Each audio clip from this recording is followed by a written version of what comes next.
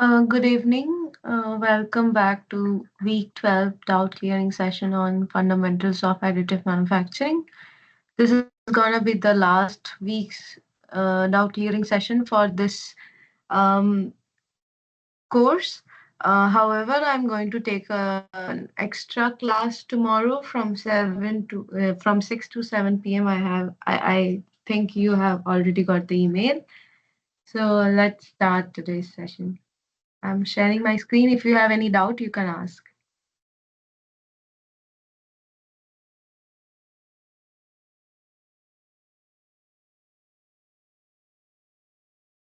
So last week was all about the powder bed fusion, powder bed additive manufacturing, which is namely used for metal. The powder bed fusion is the broad classification of additive manufacturing, and laser powder bed fusion is the one we have discussed. So in today's class, we are going to discuss about electron beam powder bed fusion, which is also known as electron beam melting. So if you remember in LPBF or laser powder bed fusion, there was a substrate which was mounted on a CNC. The substrate was going down by each layer by its layer thickness, and the recoater or blade or roller or slot recoater was used to spread one layer of powder on top of the substrate. And the laser was coming as a heat source to melt these powders on the build plate and to make the required geometry. So there the laser was being used as a energy source. Now, in this class, we are going to talk about electron beam melting, where electron beam is going to be used as an energy source in place of laser. Laser was a light beam, so there are specific difference between electron beam melting and laser powder bed fusion. The classification is same, like the umbrella is same, the state of the art is same, which is powder bed fusion. The energy source is different. But as the energy source has a drastic difference between each other, the whole process chamber environment has a change. The component of the energy delivery system has a change. If you remember from last class, I showed that if I subdivide the whole system into material delivery system, energy delivery, energy source, and then material, and then recoding, then the energy and the energy delivery system will be completely different for this electron beam melting. So here, electron beam is used. It's unlike the laser or light source, it's the beam of electrons which are coming. Electrons are very, very lightweight.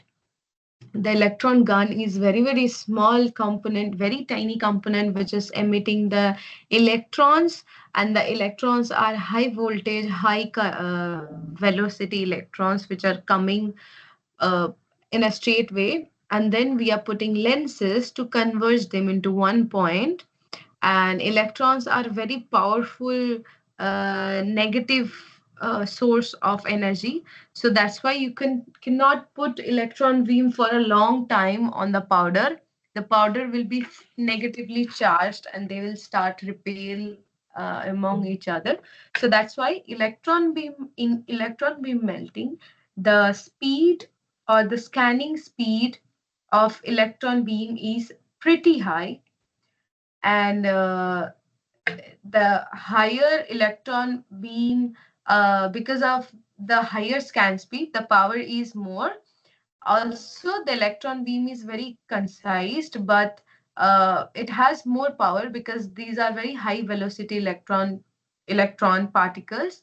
So that's why the layer thickness in case of electron beam melting is pretty high, higher than LPBF. I am comparing with LPBF. So as the layer height is higher, the deposition rate is also higher in electron beam bending. As a result of which, the resolution of the part is not that much as you get in LPPF. So these are the important points. Now, as in LPBF, we are using laser, we use the mechanical component like the physical lenses, the glass lenses, to converge the laser beam. But in electron beam melting, it's an electron. It's the beam of electron negatively charged particles. So we need a magnetic coil. So it's not a physical lens. We use magnetic coils to make a magnetic field, and this is called the electromagnetic lenses, which give the electron beam a path to be converged at a single point. So there is another difference in the lenses. The third difference is in the environment of the chamber inside the deposition machine. So as the electrons are very, very light particles, I have already discussed in regard at the time of electron beam DED. So in LPBF, in PBF also, as the electrons are very, very light particles. So that's why when you are using electron beam in a deposition, your chamber has to be having a very high vacuum. Why vacuum? Because if it's airy or if it's an argon controlled room, like in the chamber, if argon is filled with, then the lightweight electron particles will interact with this air particle or argon molecule, argon atoms, which is obviously very, very heavy or very high heavier than the electron particles, and the electrons will get diverged or will get deviated from their original path of fluid. So that's why the chamber should not have any other molecule or other atom as a gas when the electron is coming. So at the in the path of electron beam, nothing should come. So that's why the chamber is pretty high vacuum when depositing. But in some cases, for some material, people use a little bit of helium gas purging at the deposition area where exactly the deposition is happening. So that is also there. Other than that, it's mostly vacuum. So now let's get into the content of today. So this is the powder additive manufacturing flow chart where we have powder bed additive and powder feed. Powder feed में DED आता है. We have already discussed. Powder bed में binder jetting आता है and powder bed fusion आता है. In powder bed fusion we have electron beam and laser. So the spreading of the material, the melting of the material, all the things are same. Only the components of the electron beam and the vacuum is different. Also, as I said, the layer thickness is higher in electron beam melting, so the resolution is a little bit compromised with respect to LPBF. So this is showing that these are the powder hopper. So this is called the top feeding one, where the powder hopper are present here. From the powder hopper, the powder is directly coming in the recoater or in front of the recoater, and the recoater spreads that powder. There is no different chamber where you can put the powder beforehand to spread it. Then your chamber amount, the size of the chamber will increase. Now there is a issue because as you are working in vacuum, so chamber size is a little bit difficult thing. So you cannot increase the chamber size a lot because you are working in vacuum. So achieving vacuum already cost a lot, and in that case, if you are again increasing the volume of the chamber, it will again increase the cost. So that's why the chamber is a little bit smaller than other systems. So there is a problem in the size of the component. So that is also considered as a drawback, that you cannot print a very large size component in electron beam melting. So this is the way how the hopper can deliver the powder, and then you can spread the powder using a recoater. So after spreading the powder, as the electron beam melting is a very, very high speed process. The deposition rate is very high because one thing is the speed is high. Second thing is the layer thickness is also higher. So that's why it's a very, very fast fast process.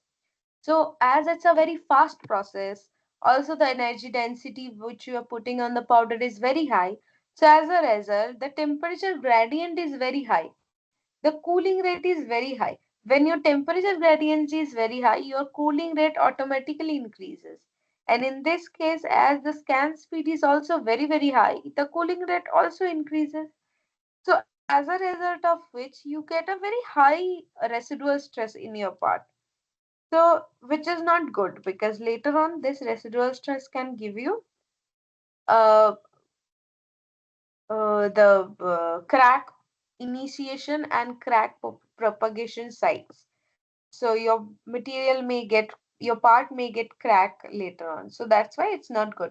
So that is why to minimize the residual stress, we do preheating of each layer.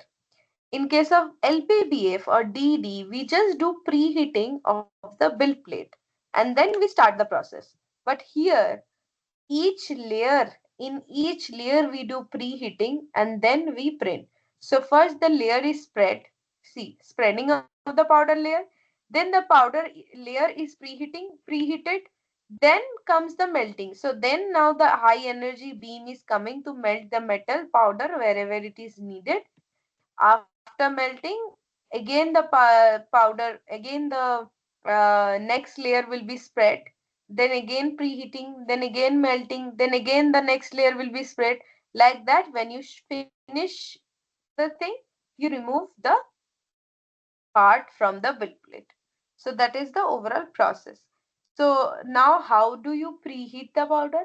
In case of PBF, LPBF, we put some, like there will be heating coils beneath the build plate, which will be used to preheat the build plate. But in case of electron beam, I said we preheat each layer. So a very low energy density electron beam will come with a very, very high speed so that it will just move in all over the bill plate, all over the powder layer to preheat the powder layer. It will not interact with the powder layer in such a way that the powders will be sintered or the powders will be melted. It will just preheat the powder. That much fast and less energy will the electron beam have. So this is the process. Also, the scanning speed you can see here, it's 1 to 10 meter per second.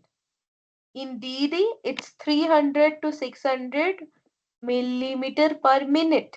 In LPBF is 300 to 600 or 300 to 1000 millimeter per second.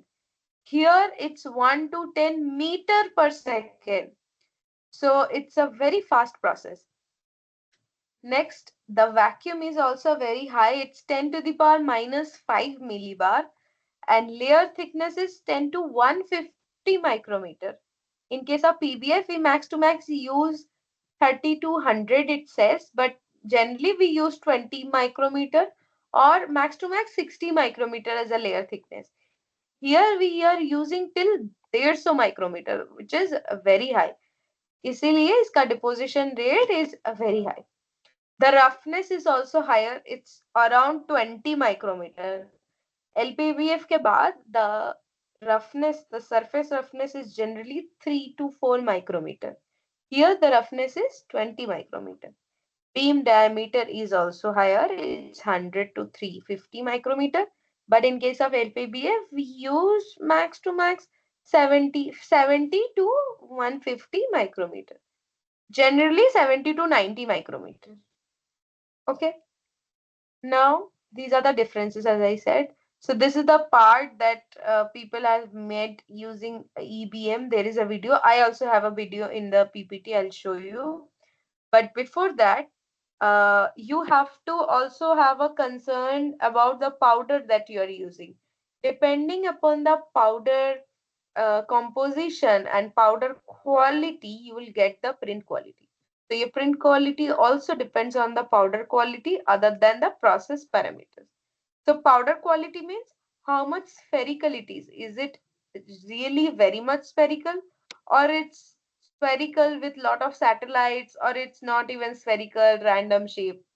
Also, what is the distribution? Is it the distribution really Gaussian distribution, the particle size distribution, or it's a normal, like not a normal distribution, not a Gaussian distribution?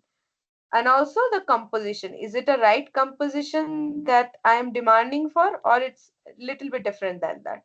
So these are the things we check. So now comes how the powder is made. So there are various processes. It says pulverization, electrolysis, gas atomization. In these, the gas atomization is the most common one. Plasma atomization is also there. So plasma atomization is a better process than gas atomization, but gas atomization is also used. I have a video on these processes. So it's a GIF video. Does it have sound or not? I'm not very sure, but let me present.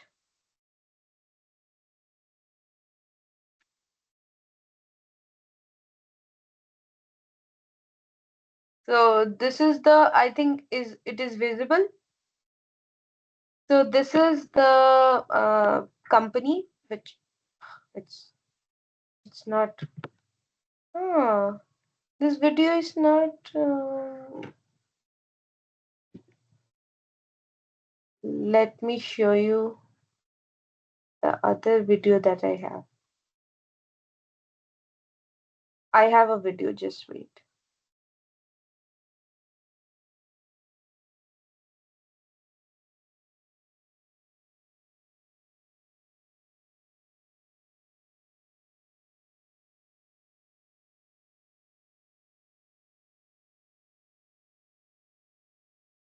I think this video is visible to you all.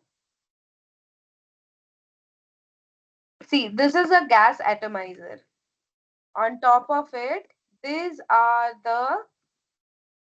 the pulley kind of thing, which you also can see in the WAM process or wire DD process, by which you pull the wire downward direction with a tension. So this is the metal wire that I'm going to feed in this pulley. So it's going inside, it's coming through the pulley to make a proper tension in the wire. This wire is going down inside the machine. Now, this is the inside of the machine. If you see inside, there is a plasma here. Plasma is nothing but when you discharge a gas, the gas first gets break down into atoms, then atoms are getting breaking down into ions, and these ions are now getting breaking down into plasma, which is like ions in the electrically discharged ions of the gases are called a plasma. So this is plasma. So plasma banaya and the wire is coming. So out of the energy of the plasma, the wire is getting melted, and the melted droplets are getting inside the machine. The machine has a big chamber which is filled with gas. So this is the plasma. ये wire आ रहा है and the wire is getting melted. After melting, these are the melted droplet of the wire.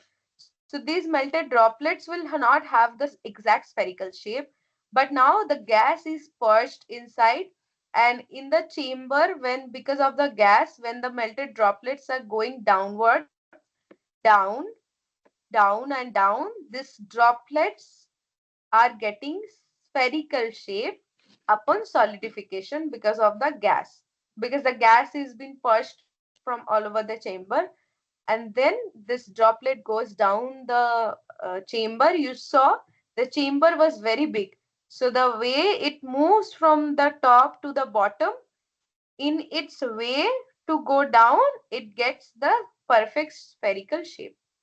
So this is the process.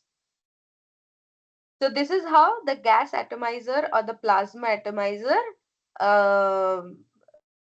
works. So this was the plasma atomizer, where you have a normal gas impulse, but in case of gas atomizer, the gas is so high velocity that upon melting, the gas has the droplet to go in the chamber walls, and in the walls when it interacts and then go down, automatically by its way it gets the spherical shape. So that's why plasma atomized or gas atomized powders are very much proper spherical spherical shape. You can see this photo. This is the SEM image of the gas atomized powders. And then you get this Gaussian distribution of the particle size of the powder. So this is the process. So now these are already discussed, but still this is a very important equation. You can get some using this equation. So it says that what is the, if you have a focusing lens, if you have a focal length of the electron beam, so how you are moving the focusing lenses up and down, and how you are getting the focal length of the powder, how the other things can change the focal point of your electron beam. So in electron beam we are using magnetic lenses in the place of physical lenses. So this is a focusing coil. So through the coil, we actually supply the electric field in an acceleration so that we can get the magnetic field. And the magnetic field is like this. So the electrons are getting repelled and getting converged at one point.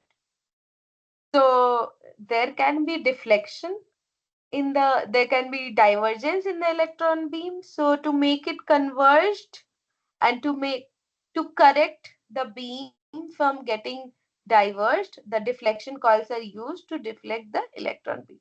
So these are the equations through which you get how the electron beam is coming at what velocity and at what velocity it will get converged at which focal point. So the focal length, focal point, and the velocity can be calculated. Beam correction के लिए भी we have different magnetic coils, and to rectify the stigmation error we have the stigmator.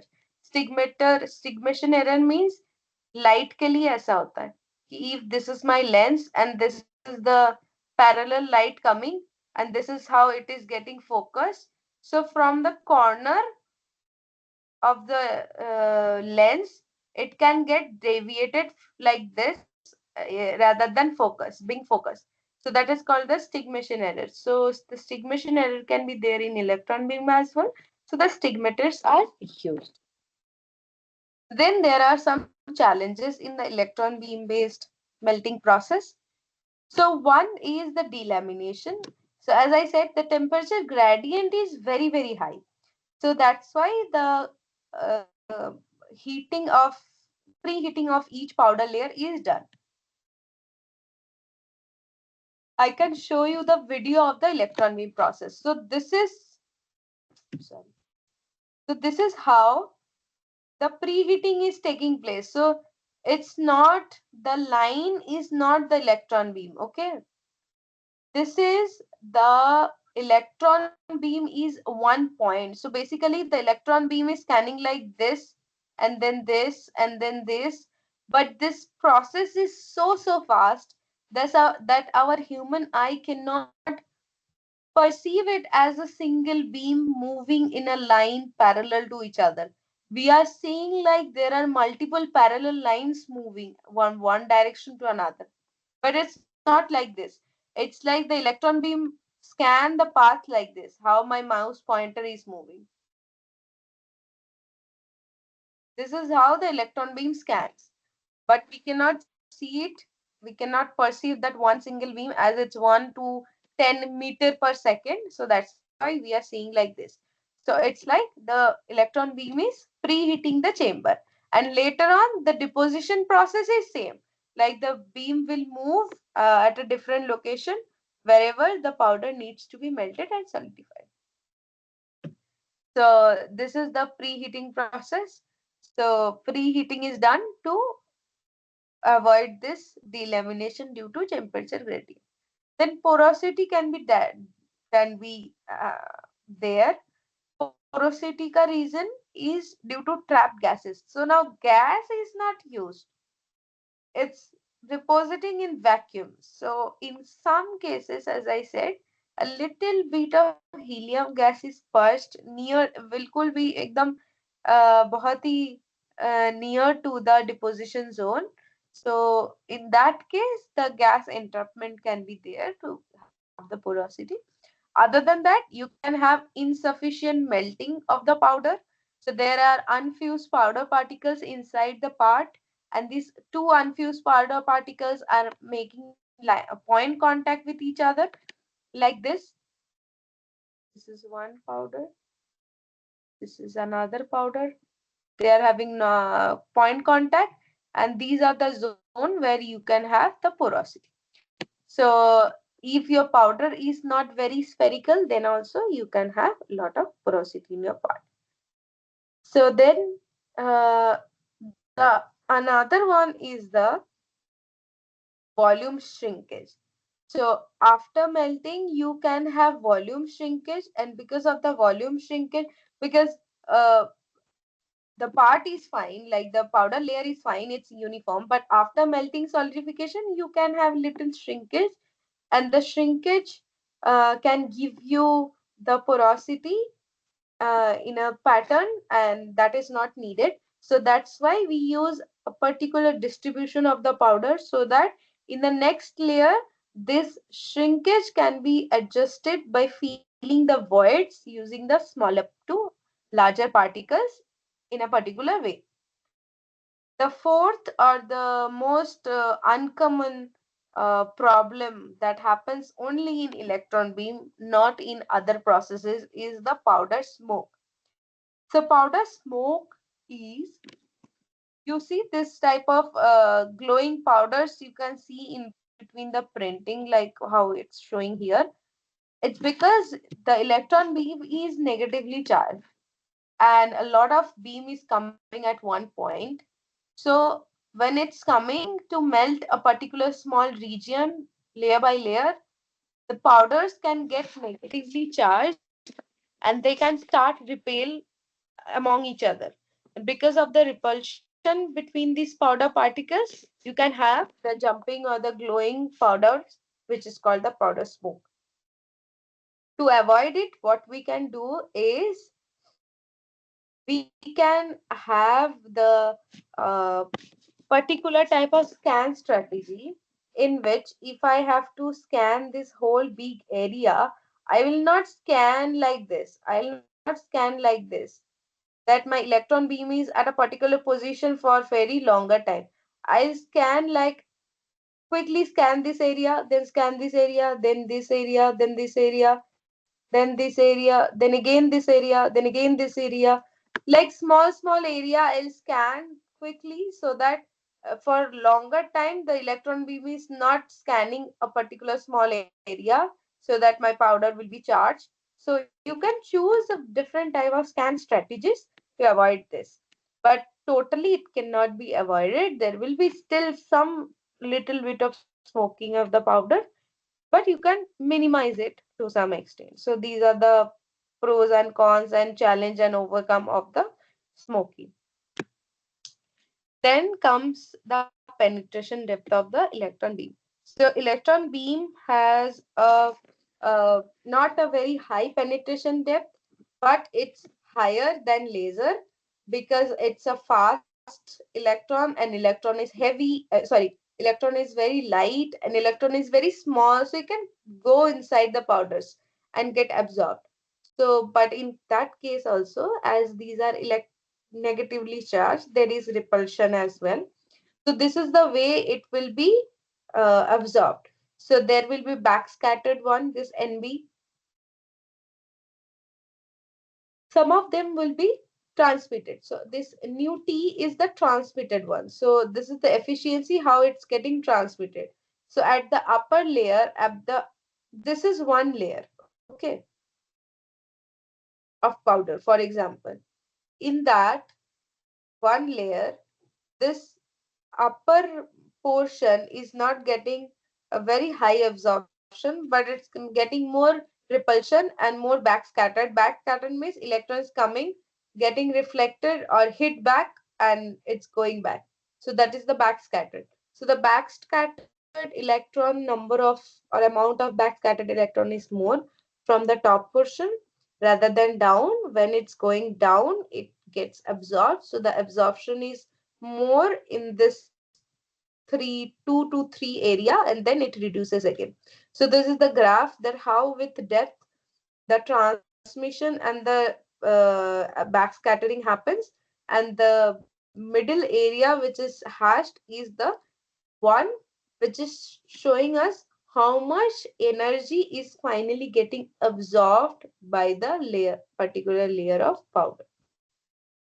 As we know, this absorption, repulsion, and transmission, like absorption and backscattering and transmission whole will be equal to 1. So the one which is getting transmitted is actually getting absorbed. Some of them are getting lost, which is the wasted. Then this is the equation that Gaussian, because that beam is also Gaussian, the energy and the energy how it's getting absorbed is also having a Gaussian distribution. So this is the penetration function with different Gaussian distribution of volume absorption.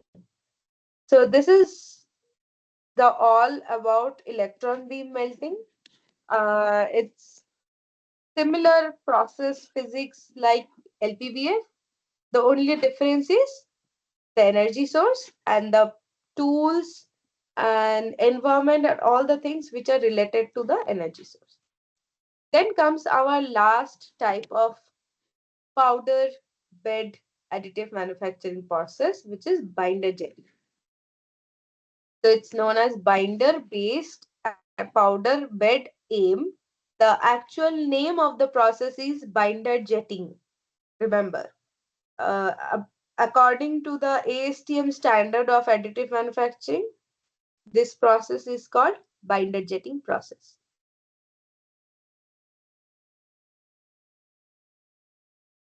So binder jetting is again coming under the powder bed additive manufacturing because the binder jetting is almost similar like LPBF powder laser powder bed fusion. But in case of LPBF, we are having laser beam to melt and solidify the powder. In case of binder jetting, it's like we are putting some binder, some glue from the nozzle. So instead of laser, which is melting and solidifying, here the binder is coming from the nozzle. The binder is nothing but a glue. So we are putting glue on the powder so that the powders are getting fused with each other with the help of the glue. It's not a process which you can use for real application, because here the strength is minimum. The strength is not that much. It's a very low strength part production process, so it's generally used for prototyping or colorful part production because of the binder. And it's mostly used for sand molding. Sand molding you can make out of this process because binder jetting is a process which can print metal, polymer, ceramic, sand, everything, polymer to metal, everything. So that's why you can use it for making any type of prototype.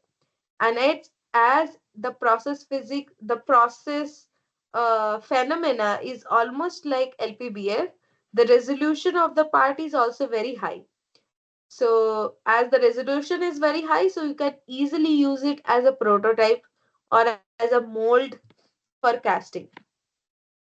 So as I said, the process is same. So this is the bed. This is the dispenser where you put the powder, then the recoater spread the powder on top of the build plate, and there will be the collector where the excess amount of powder is collected. So this is called the ink head. Ink head is nothing but the head with a lot of teeny nozzles. So these this black and red small lines are the nozzles. So the ink head will have 20 to 30 or more than that nozzles from which the ink is coming.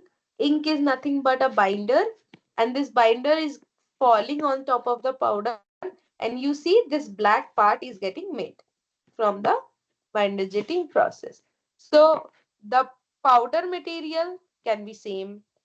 The powder delivery system is same. The powder recoating system is same. The build atmosphere is not same, but it's not that difficult. Like LBBF, there is no recirculating filter system because you don't have to print it in vacuum or in argon atmosphere because there is no fume, there is no melting, there is no chance of oxidation or so. So you can print in open atmosphere, so the cost is reduced. So built atmosphere is not a very much influencing parameter. Only thing is if you want to avoid the humidity, uh, the moisture in the powder, you should control the moisture of the chamber. You should have dehumidifier in the room, and that's enough. For the joining mechanism, it's not really melting, so it's the joining using fusing technology, using the glue or ink. And the scanning system, there is no scanning system, but there is an ink head which from which the ink is coming. So the ink head is connected to the ink reservoir where you put the ink, and from the reservoir the ink comes here. Now, how the ink comes out of the nozzle is a very important thing. So there is a drop on demand or the piezoelectric process. So two type of ink head you can have. I'll discuss that. So powder like ceramic, polymer, metal, multi-material, sand, anything can be used. Scanning system is a single nozzle with one type of ink, or multi-nozzle with different type of ink is possible. So you can print the part and the support in different inks. But however, this process, as there is no energy source, so there is no need of energy dissipation. You don't have to have a support because you are already printing on top of the loose powder. So the loose powder acts as a support material for this process.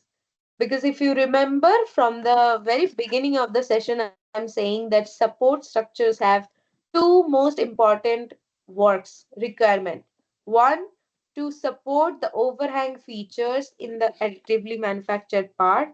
Second, to dissipate the heat from the part to the build plate, where the heat or the energy source is directly interacting with the metal or the polymer or the metal powder or wire or anything.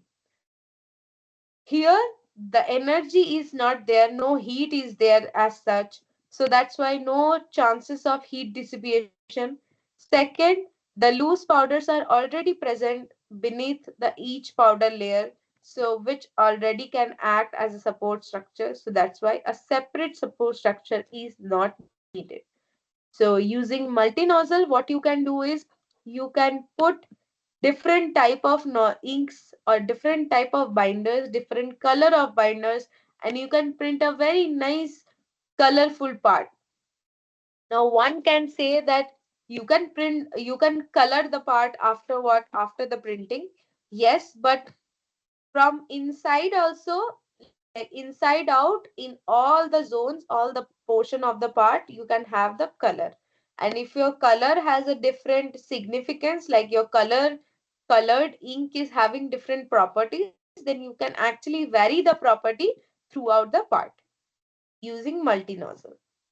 Then you can have top feeding or bottom feeding. Top feeding is like from the slot feeder or slot tricoter kind of, and bottom feeding is you have put the powder already in the dispenser. The dispenser is moving up, and you are putting the powder layer on top of the build plate using the recoater. The recoater can be blade, roller, or slot feeder. The material already discussed, any type of material can be used here, which is the highest advantage out of this process. Otherwise, this process has a very low strength part production ability, so it's not very useful for real application. It's only useful for prototyping. Now it's single nozzle or multi nozzle, and the process can be continuous or drop on demand. Continuous means continuously the droplet of the ink will come, and where it's not needed, you can put the cup. Not you, everything will be automatic in the system, and the cup can collect the excess amount of ink which is coming, because the continuously the ink is coming. And in drop on demand, when the nozzle is, suppose you have to deposit this much ink in this portion and then this much in this portion, so the nozzle will print this portion by droplet of inks. So the droplets have already deposited here. Then it will be stopped coming. Then the tool will come here, and then the droplet will again start coming and depositing over this portion. But here it's not like that. Even when the nozzle is moving from this direction to this, the droplets are still coming because it's continuous feed. So the excess is collected in this cup by deflecting the path of the droplet. So now again, for drop on demand, you have two type of system. One is the thermal, another is the piezoelectric. So the thermal head is basically, in both the cases you put some voltage only, but here because of the voltage the temperature rises of this thermal pad. This is a thermal pad, and when the thermal pad increases the temperature of the thermal pad, the ink which is in contact with this thermal pad gets highly temperature, highly heated, high temperature. After heating, after some times, it gets evaporated. When it's get evaporated, the ink, the large volume vapor bubble gets generated. Now, as the vapor bubble is there, so we know vapor is a gas kind of, so the gas will have more volume. So now this chamber volume is fixed, but because of the evaporation, the vapor bubble is having higher volume than the liquid which was here. Because of the volume increase, the system or the chamber is constant volume. So now this extra volume will try to get a same volume droplet of ink out of the nozzle. So this is how one droplet of the ink comes out of the nozzle. If it's not clear, you can ask me. In case of piezoelectric, it's a different. This pad which is connected here is a piezoelectric material. That means when the voltage is a particular voltage is applied, this piezoelectric material changes its shape.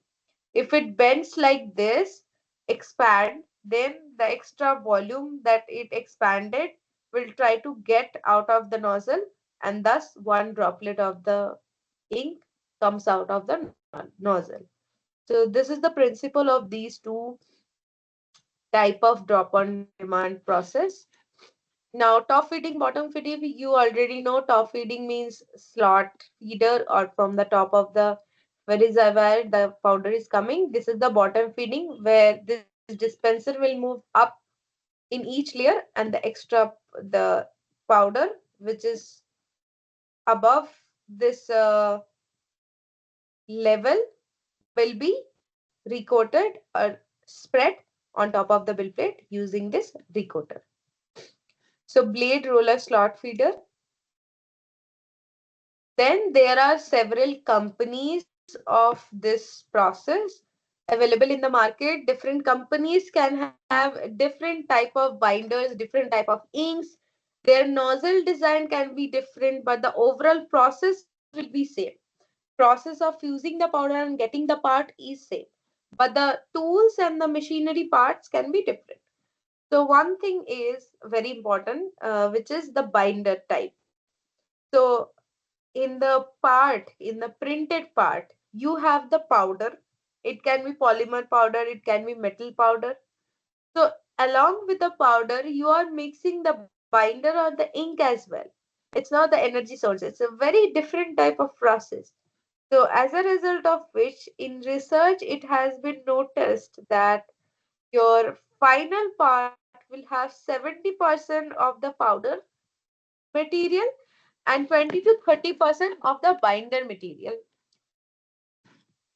in result of which, if you are mixing different type of binders, you can change the property of the part. So, like if you are changing, if you are putting some color changing binder, or if you're putting some different color binder, you can print a very nice colored parts. And if you are using multi-nozzle machine, and if you put different colored binder from each nozzle, you can print even a rainbow color part. So here you see the shoe soles are used, are made here with different colors. So this type of rubbery shoes you can print with different colors using this machine.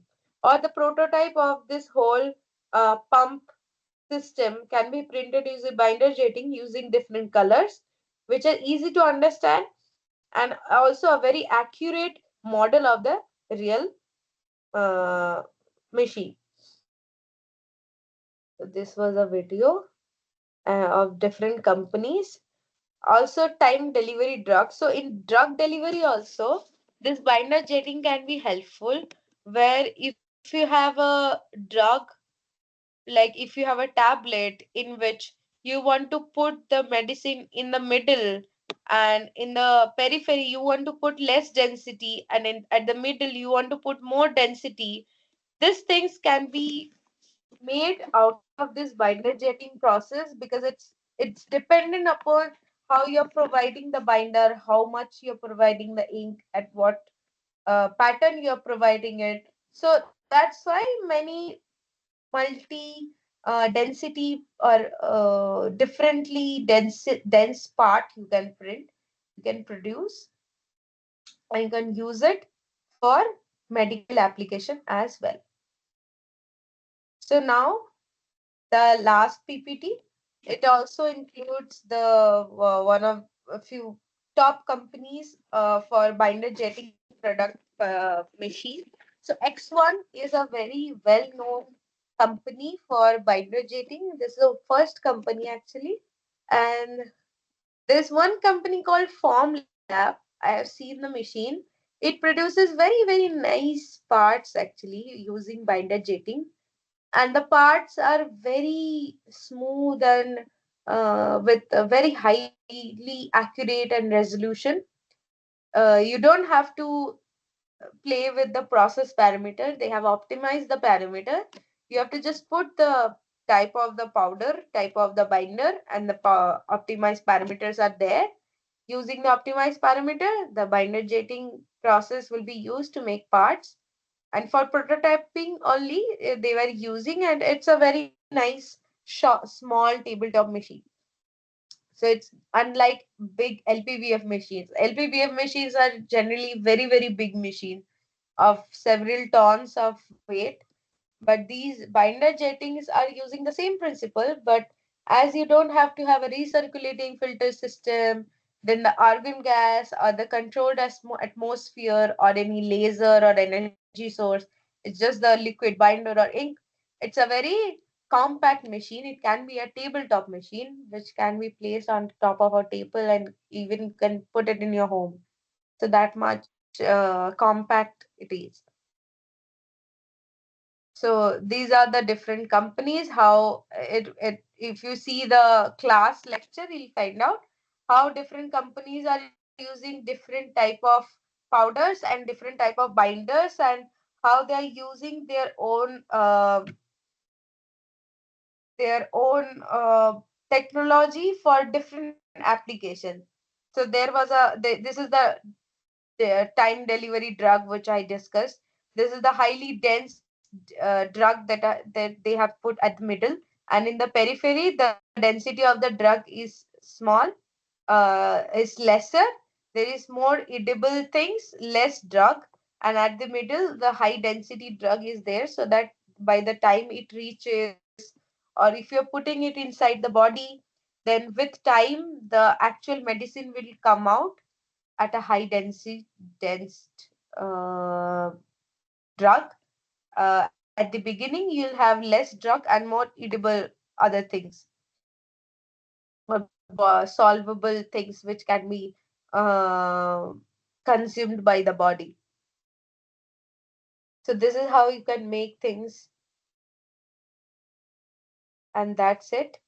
There is another thing also, sand. I think there is one video, the sand molding. So sand is the thing we use to make the molds for casting, and in the sand molds we put the metal powder, and then we get the final part. So the sand molds for very complex part printing, we say additive manufacturing is the process which can be used for complex part printing. But if I want to print mass production parts, and parts are having little complexity, but otherwise the part is simple, then we can print the complex mold itself. If the mold can be printed, then we can cast any part, because casting will be less costly process, an easy process. So like that, you can print this complex molds using this binder jetting process. In case of sand, it is fine. You can put the sand particles together using the ink, binder, or glue, and it's done. But for metal, it's a little bit complex, because for metal, you are not even doing the sintering. Then how will you get the strength? So basically, for metal, what we do, we make the part, the green part, we call it as a green part out of binder jetting. Then the powders are there, so it's not fused together. So obviously, you have a very less strength part. Then we put the part in the oven with lot of copper powder in it in the furnace, and we heat treat it. When we do the heat treatment of these parts in presence of copper powder, the copper powder gets fused inside the metal powder. Metal powder means the powder which were used for binder jetting. So as a result of which, now your part will not have any porosity, and your part is now fused with copper, and copper has almost melted and solidified and bonded with those metal powders. So that's why you get the strength.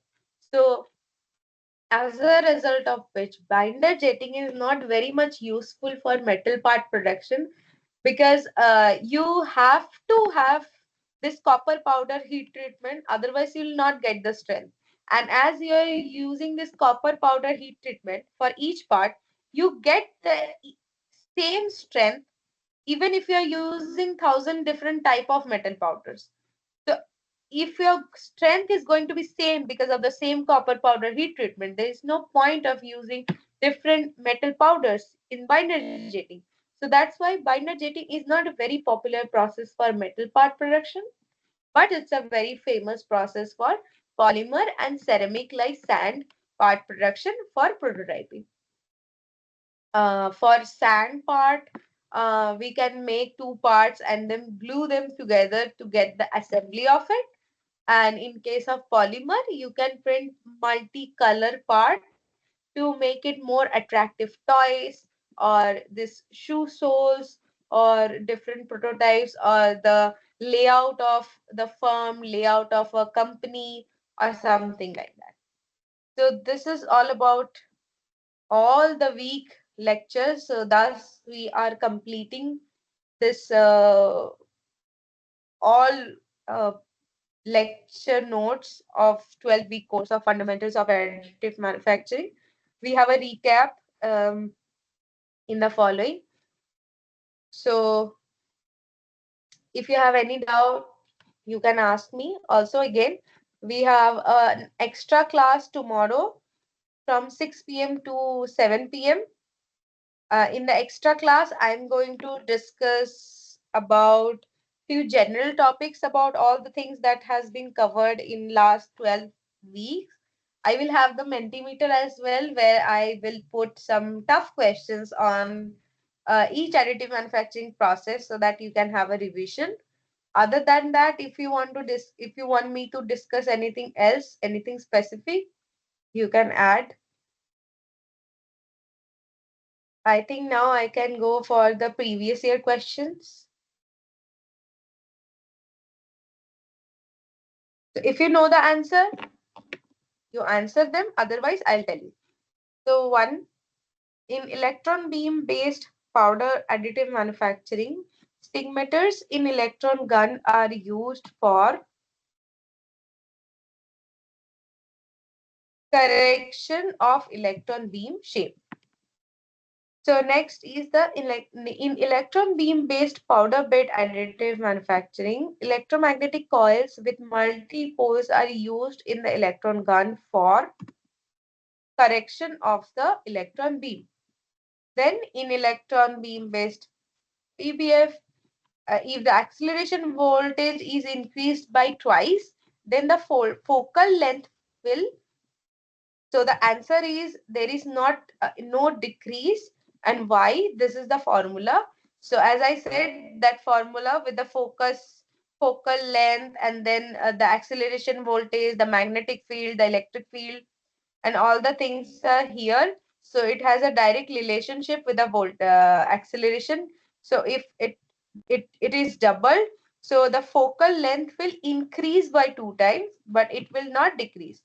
So the options are saying decrease by 4, decrease by 2 times, not decrease remain. So none of them are true. So it will not decrease, but it will increase 2 times. On examination of the part manufactured through electron beam based powder bed fusion, porosity is observed within the structure and what may be the possible cause. So one is the trapped gases, another one is the insufficient melting. In electron beam based powder bed additive manufacturing, the penetration depth depends on the acceleration voltage and density of the material. The electrostatic charging of the powder particles are due to oxide layer formation and point-wise connection between the particles. So what is it? So when you are talking about the powders, so the powders are present like this. They will have point contact with each other. So it says the smoke is also there because of another reason. So as they are having point contact, so the resistance is more for the current to flow. Current means electron flowing only. So here also we are talking about the electron beam. So when the electron beam is coming, the resistance is more because of the point contact. So as the resistance is more, it is difficult for the electron beam to pass through to melt the powder particles. So as a result of which there will be the charging of one powder particle and smoking of it. To get rid of this problem, we also use the powder distribution. So using the powder distribution has another effect. So when you are using powder distribution, your small powder particles will increase this point contact.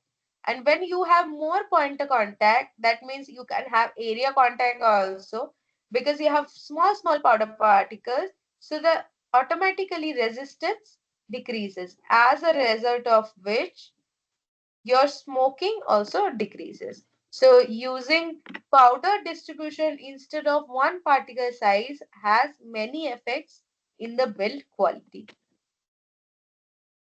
Seventh question is, what is the general beam diameter range employed in electron beam based EBM?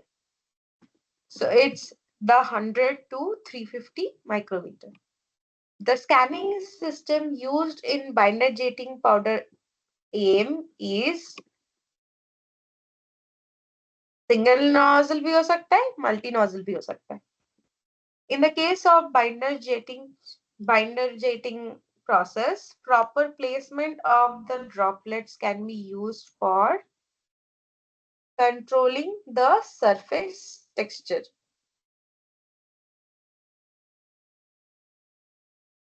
Controlling the internal microstructure also. So the proper placement of the droplet will help you get the surface texture, because it's like the powder particle, the hard powder particles are there, and then you're putting the liquid binder in it, and the binder is sitting in between the powder particles. So if you're not moving the nozzle in a proper velocity, and if your droplets are not coming in a proper pattern, then one droplet can stack onto another and your surface texture will not be good. To maintain a proper surface texture or surface roughness, or to control the microstructure of the part, you have to be very concerned about the proper placement of the droplets, ink droplets or the binder droplets. Which of the following powders are used in conjunction with aqueous inks in case of binder-based powder AM process? So it's the cellulose-based ink, and then it's the plaster-based inks. These are the two type of aqueous inks that are used. In binder-based AM, what are the advantages of choosing piezoelectric head over a thermal head? Piezoelectric head will always give you an uniform droplet size because the expansion of the pad will be always same. But if your thermal head, if your vacuum, the evaporation is not constant, then you can get uh, different size of the vapor, and if your vapor bubble size changes, your droplet size will also change.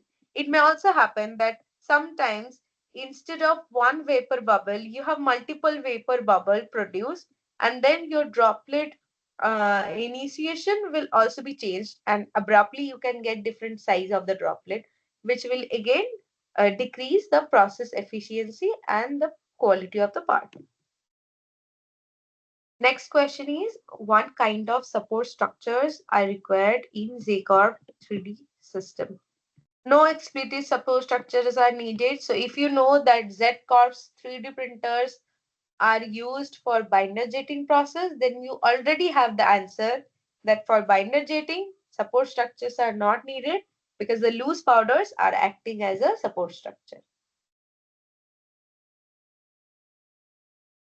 Next question, what is the resolution of the Z printer 150 cross 250?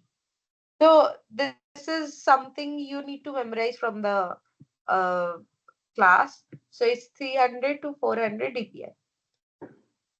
So which of the following statement are true in case of binder based PVF? One is the X1 sand printing powder delivery system used is top feeding.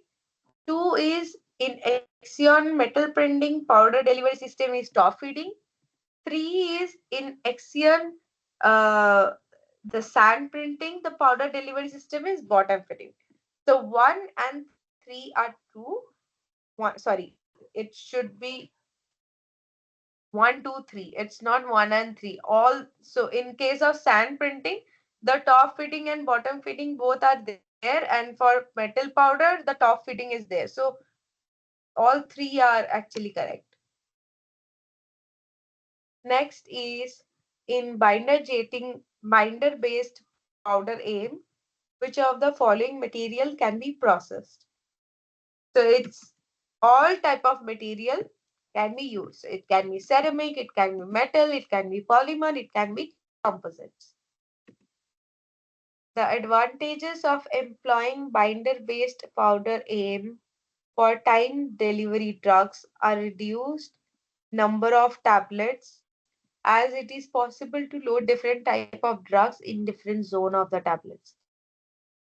So maintaining sustainable release of desired drug concentration by controlling the conformal area which is proportional to the specified rate of the drug delivery.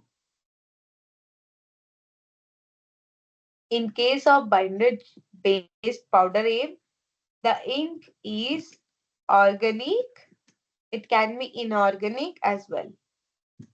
In binder based aim, high droplet directionality is obtained which when using a piezoelectric head.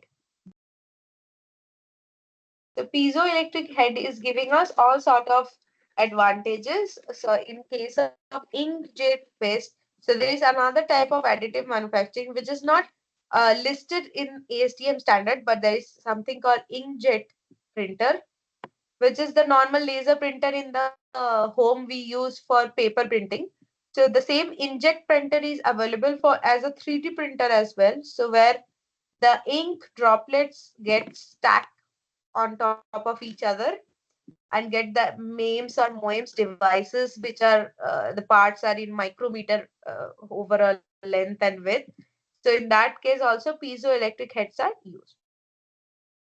19th question, for electron beam based powder bed aim, the regular and spherical powder particles are obtained through gas atomization.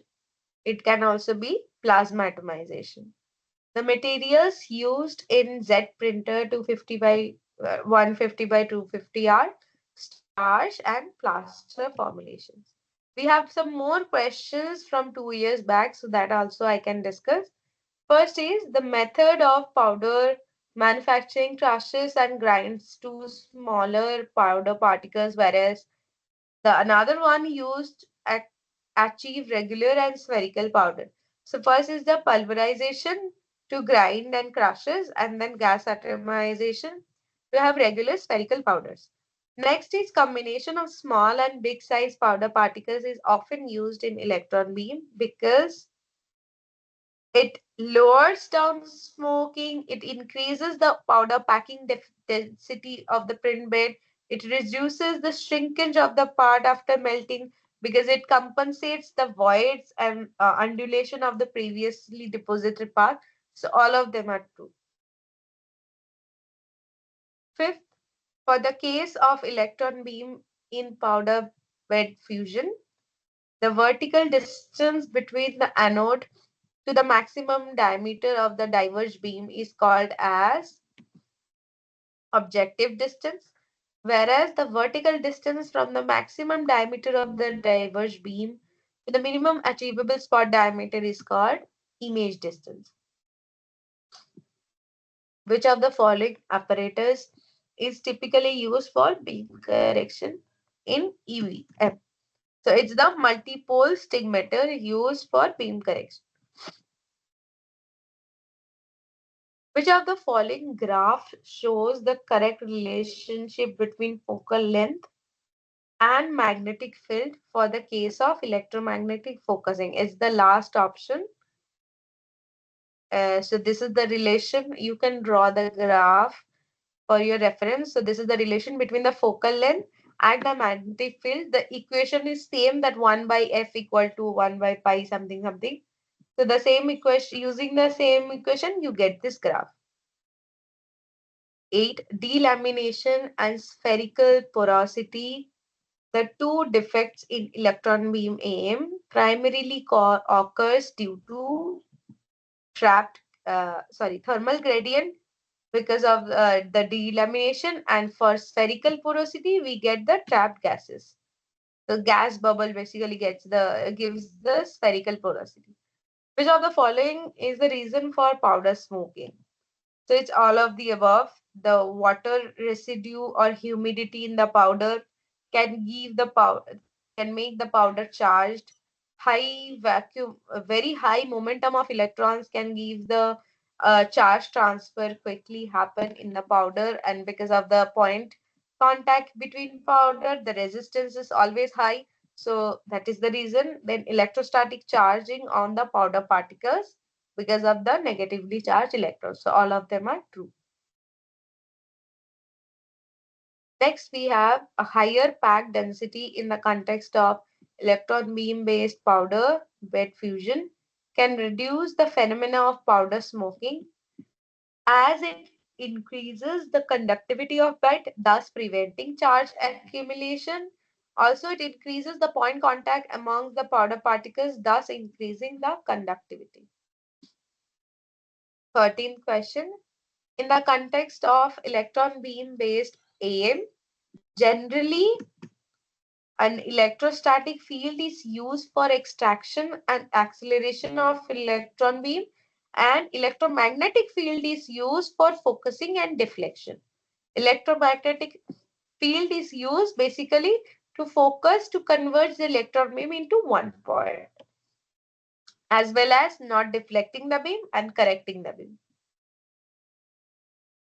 In the context of electron beam aim, the focal length of the electron beam, so it's basically the formula you have to identify.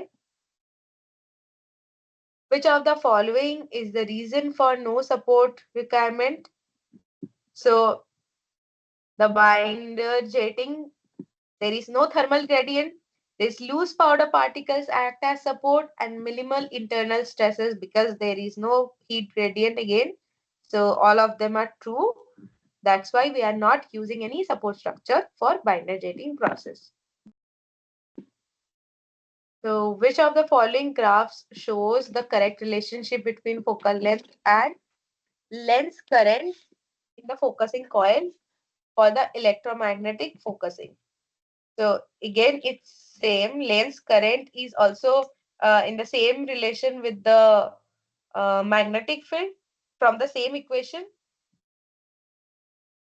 For metal powders, the binder-based powder bed binder jetting is generally with the ink, and for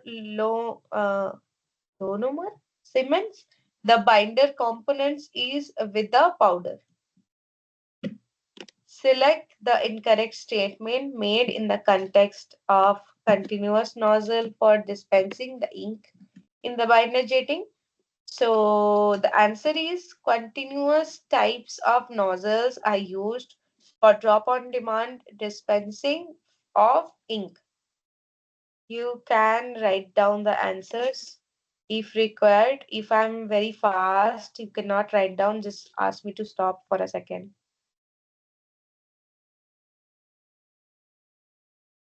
Select the incorrect statement made in the context of thermal heads for dispensing the ink in binder jetting. So the thermal heads provide uniform droplet size. No, the piezoelectric heads gives us the uniform droplet size. And the last question is for a uniform droplet size, high droplet directionality, piezoelectric head is used. Whereas for lower cost, high printing speed, we use the thermal type of nozzle. So that's all about the previous year questions.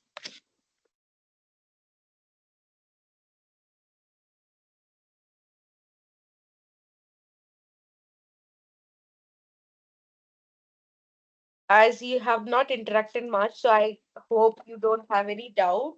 I also have some Mentimeter questions. If you are interested, we can start with the Mentimeter. So you have to scan this code using your mobile phone, and then we can have the quiz. It doesn't have any marks, any points for your exam. It's just to revise the this week's lecture. It has the electron beam based and the binder jetting based questions, MCQ questions. I think one person has joined. So then we can start. So we have total 23 questions today. Lot of questions. I think you'll have fun. So let's start. Here is our first question. Compared to selective laser melting, EVM generally has.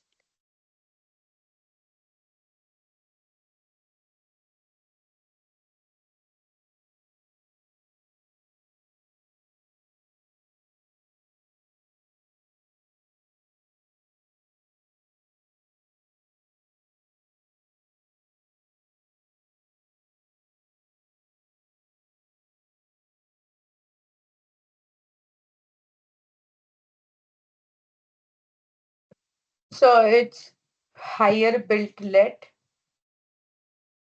Finer surface finish is not true because of higher build rate, it also have lower resolution. I think we have two participants now. Earthman and Heartstorm. Okay. Here is our next question.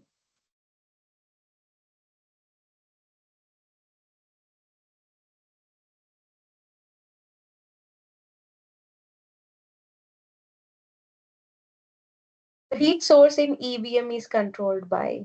You have to quickly answer. As quick as you answer, the more marks you get.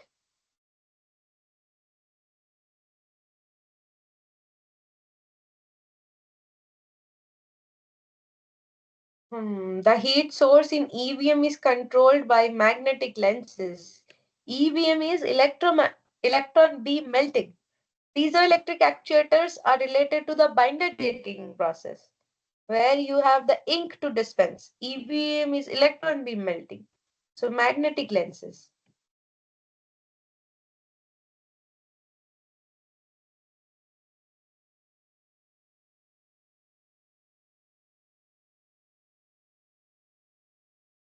Compared to laser-based powder bed fusion, binder jetting generally provides. Now, this is the binder jetting question, not EBM.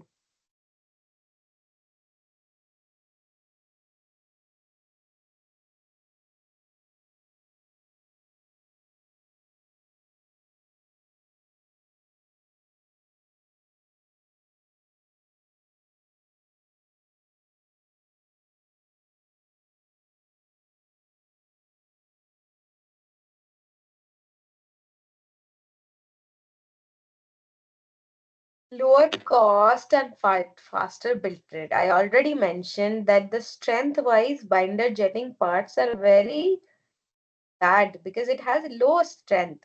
So better mechanical properties cannot. Higher temperature processing, again, it cannot be true because again, very low strength parts are getting produced. Here is your first question.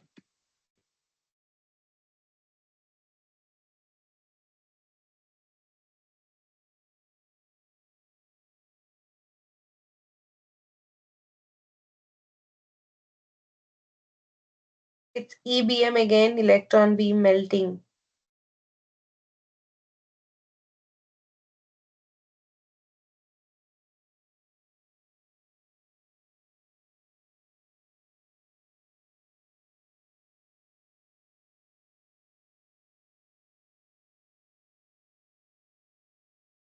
Yes. So can anybody tell me why did you answer this reduce residual stress and distortion? Can anybody unmute yourself and tell me?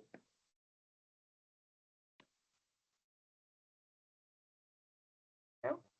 Ma'am, So yes. it was earlier cases we used to do it to reduce warpage, but in this EBM, I am not sure what it is. So in case of EBM, we are preheating the powder bed to reduce the stresses because in EBM, the energy density is very high because it's highly negatively charged electrons and coming at a very high velocity. These are very light particles, so can any time and very easily penetrate inside the powder particles and get absorbed. So basically, all the things are helping to get very high energy density, and because of which you have to move the electron beam very fast. So your scanning speed is very fast.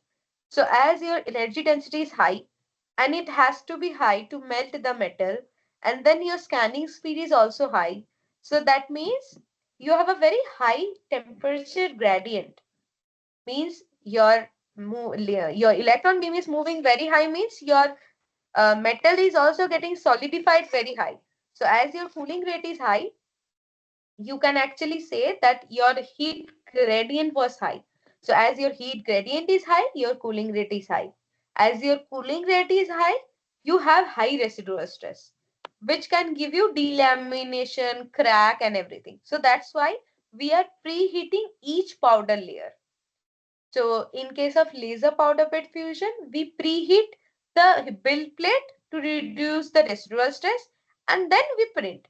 But in case of EBM, we preheat each layer before printing so that this high residual stress can be minimized. So that's why the reduced residual stress and distortion you get because of the preheating of the powder bed every time for every layer in EBM. So that is the reason behind it.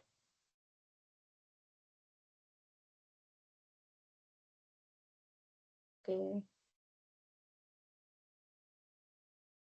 Then this is our fifth question.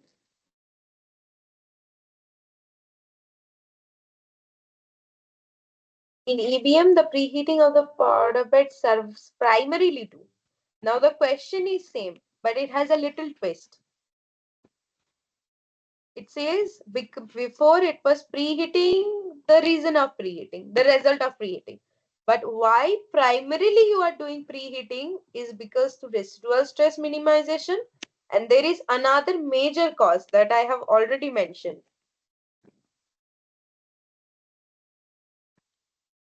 So it's because to prevent the powder's charging and warping. Build rate is not related to preheating because build rate is related to the layer thickness and the scan speed, which is higher. Both of them are higher here, so build rate is already higher.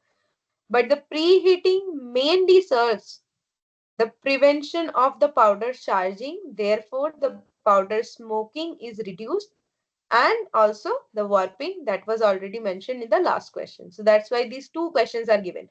So it depends which is the correct answer uh, with respect to the question. So read the question and all the possible answers, all the possible options carefully before marking.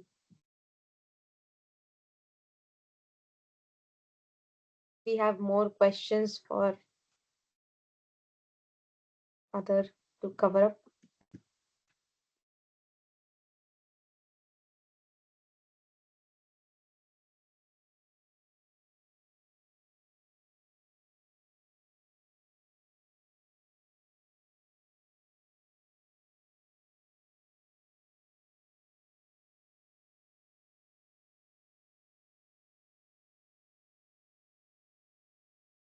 The beam scanning in ABM is controlled by.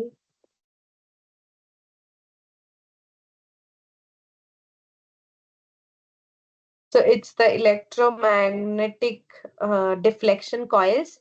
Electron beam melting is working with electron beam, which is not a light source. It is a beam of electrons, which are charged particles.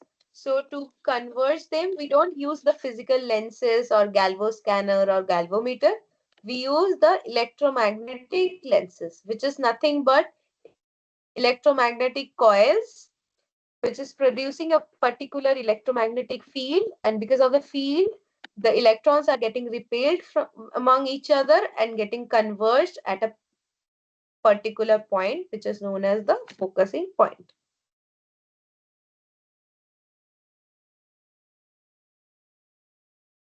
Next question.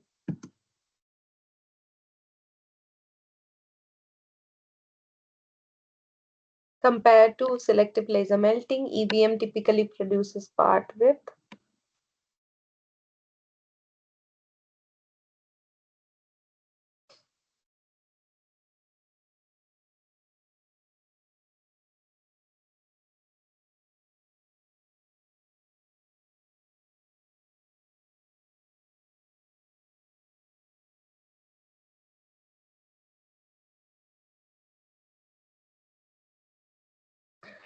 So EBM produces parts with higher surface roughness and lower residual stress. Higher surface roughness because the scan speed is very, very high and the layer thickness is also higher. So the part quality is little bit compromised.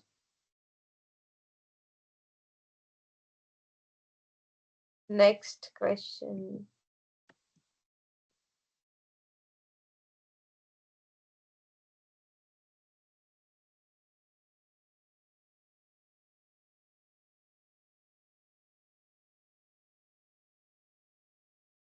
Steam EBM typically operates at an acceleration voltage of. It was not given in the PPT. I think it was given, but we haven't mentioned it. So it's just for the knowledge to prepare for the exam.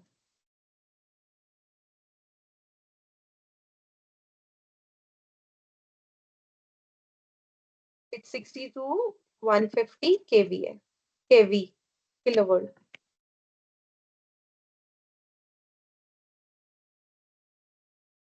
Next question.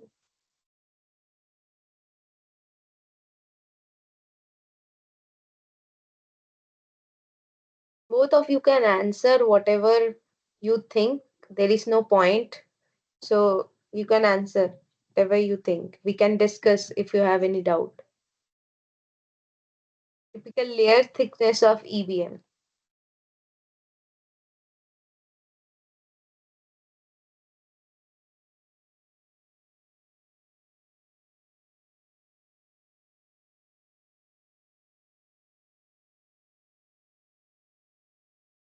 Yes, it's 50 to 200 micrometer. Actually, 500 to 1000 micrometer will be again too high. It's around zero point 0.5 to 1 mm. So mm is again very high to fuse the layer with each other. So 50 to 200 micrometer is the answer.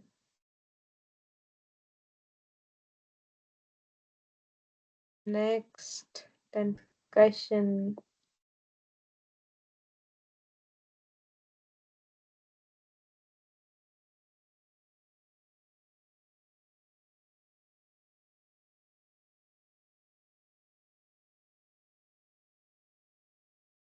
Find agitating primarily operates at.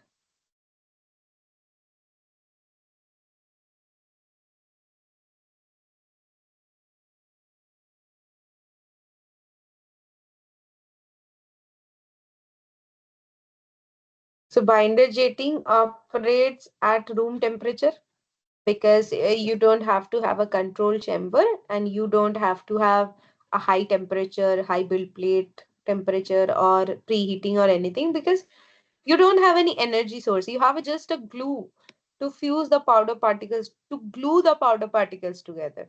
So it's the room temperature process. Next.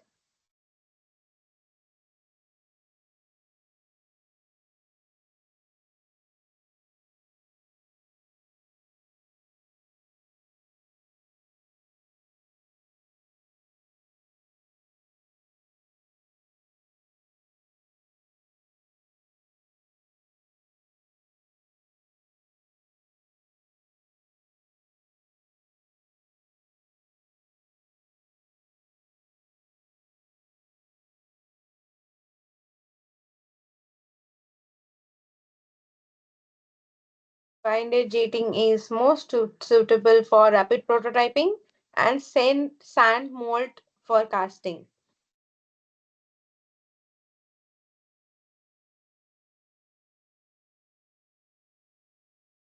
Only polymer is not true because you can easily print sand for mold printing. So here is your next question. Ma'am, during binder jetting, do they produce green mold? Yes, green mold. The binder jetting parts itself called the green part.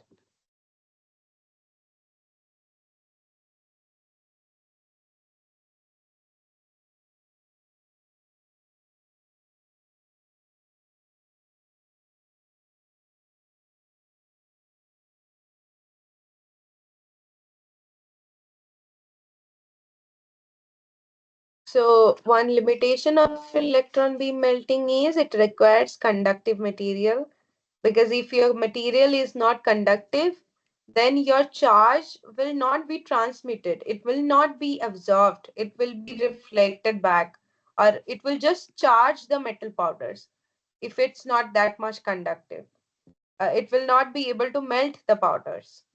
So it has to be conductive as the electron beam itself is a charged particle.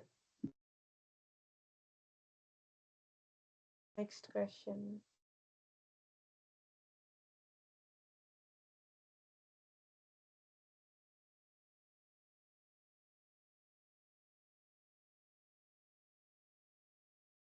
Company is well known for binder jetting. It's from the PPT itself.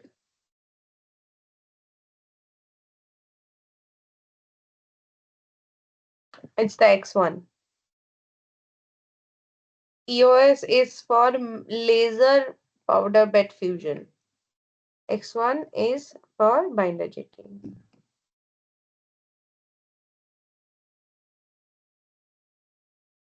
Okay.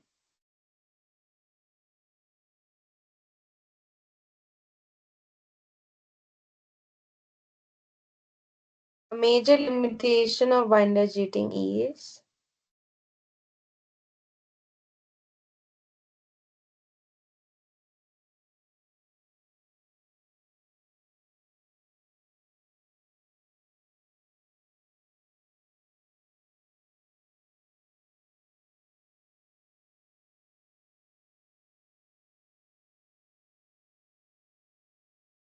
cannot print metal parts. It's not the limitation. It can print metal parts, but it's not very common because you can't get the strength for which you use metal for any application. Weak green parts before sintering because the as I said, it's the green part that they produce, and also with fusing the powders with glue. So after sintering or after heat treatment, you get the actual strength. Otherwise, you cannot even use the as built part. So that is the limitation of it. You have to go for post processing.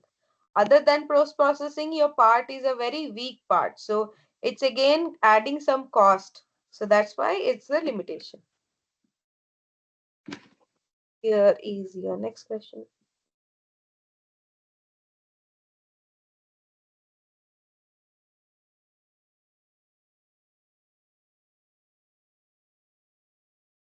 Scan speed. I have mentioned it multiple times.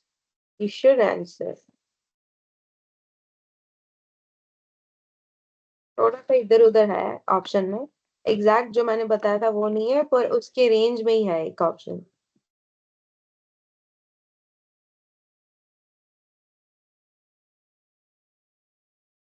It's uh, 10 to 100 meter per second.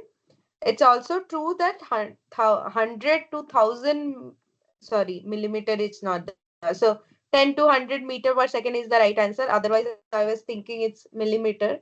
Then it could have been the good option as well. 100 to 500 millimeter per second is the scan speed for LPBF. For EBM, it's much higher. So it's 10 to 100 or 1 to 10, it's meter per second.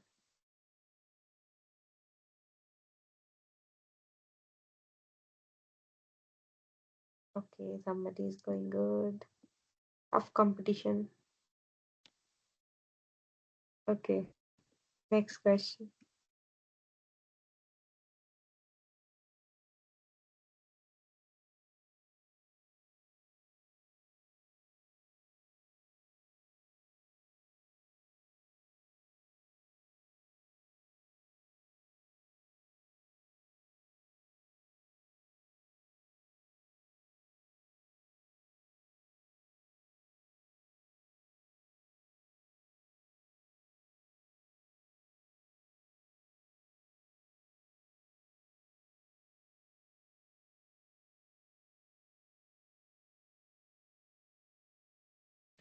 So after printing, binder jet parts, metal parts required the post sintering or infiltration or the copper powder field heat treatment.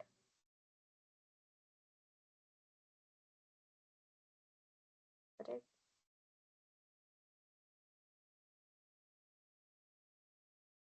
Good.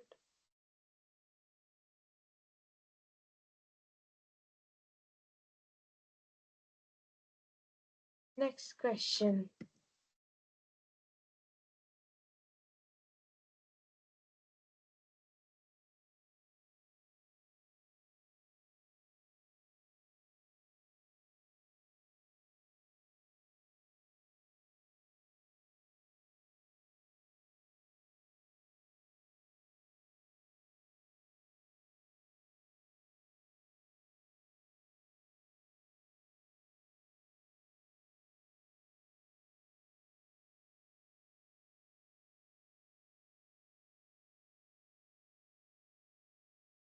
So the requirement of high vacuum is to enable proper focusing and travel of electrons, because electrons are very lightweight, so they can get deviated from their path if there is air atom or molecule.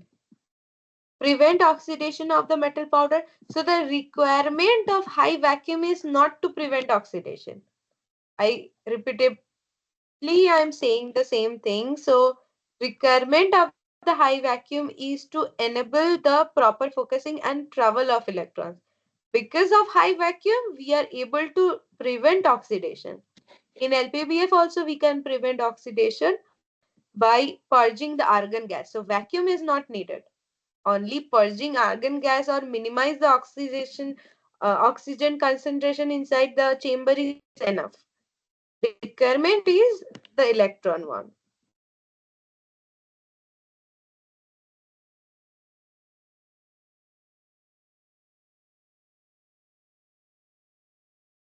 And next question.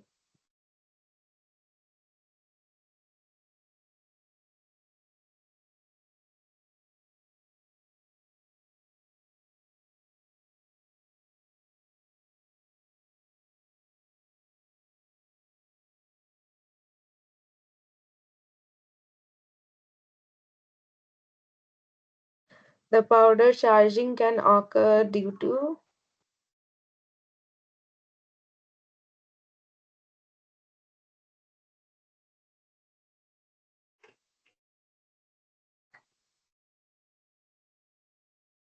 low power powder conductivity and high beam current. Good.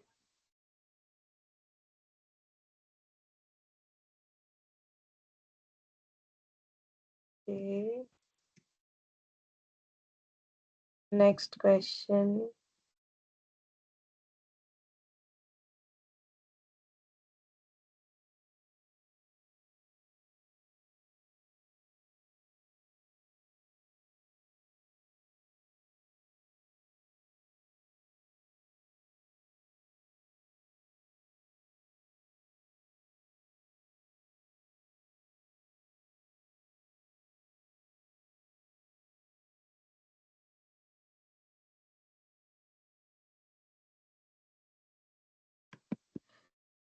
The surface finish of binder jetting parts are rougher than the laser fused parts.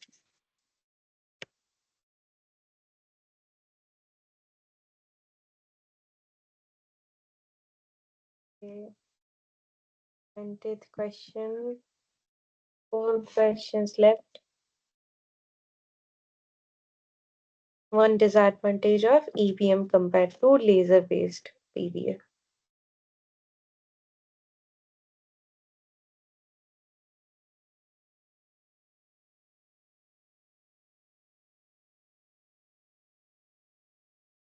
Yes. So it's limited to conductive materials and vacuum operation. Good.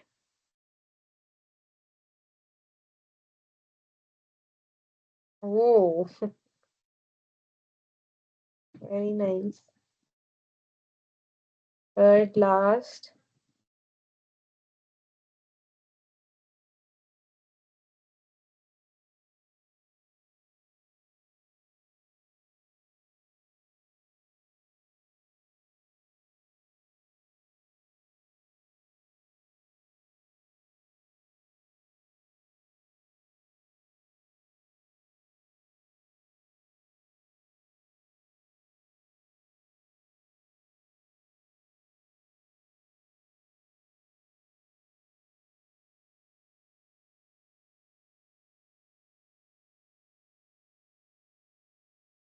No need for support structures because of the loose powder particles.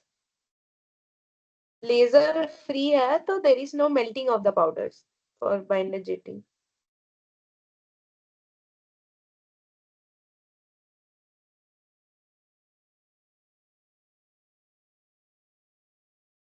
Next question.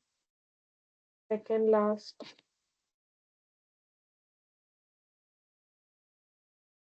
Which of the following materials is most commonly processed using EBM? Most commonly processed using EBM. It definitely has some reason, which is the most reactive metal in it, because EBM is processed in high vacuum. So as EBM has a high vacuum, okay, EBM has a high vacuum advantage. So you can process the highest reactive material. Copper aluminium has more prone to get oxidation, it's true, but it's not as reactive as titanium. So titanium is the most reactive. So that's why high vacuum will be the best environment for titanium alloys. So this is the last question.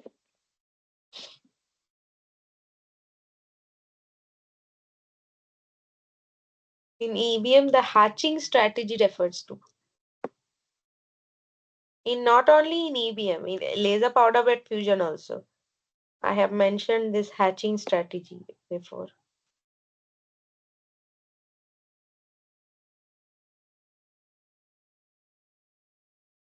It's the path in which the beam of the electron beam melts or scan each layer.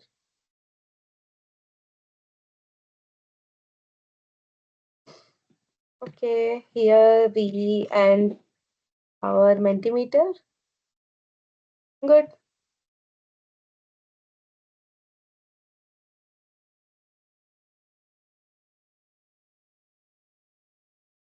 So that's the end of today's class.